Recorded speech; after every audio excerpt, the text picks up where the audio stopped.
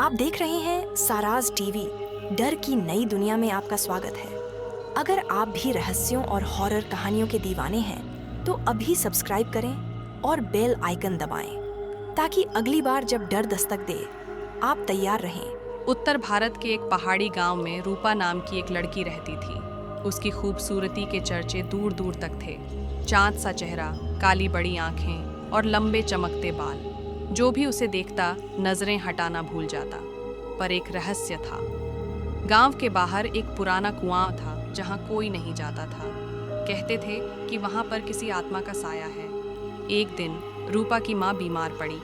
गांव की बूढ़ी औरत ने कहा, उस कुएं के पास एक लाल फूल उगता है, अगर वो मिल जाए तो दवा बन सकती है। रूपा बिना डरे रात के समय अकेले उस कुएं के पास चली गई। जैसे ही उसने वो लाल फूल तोड़ा, कुएं के अंदर से एक ठंडी सी फूंक उठी और कोई धीमी आवाज आई, तू अब मेरी है।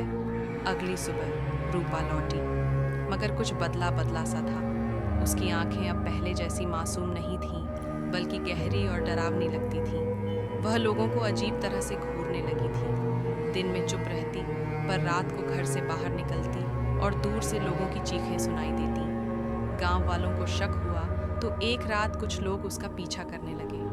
रात के अंधेरे में उन्होंने देखा रूपा कुएं के पास खड़ी थी, लेकिन अब वो रूपा नहीं थी। उसके बाल हवा में उड़ रहे थे, आंखें पूरी काली थीं और उसके पैर जमीन को छू ही नहीं रहे थे। उसने मुड़कर देखा और सिर्फ एक चीख सुनाई दी, किसी ने मुझे मारा था, अब मैं हर सुंदर लड़की में लौटूंगी।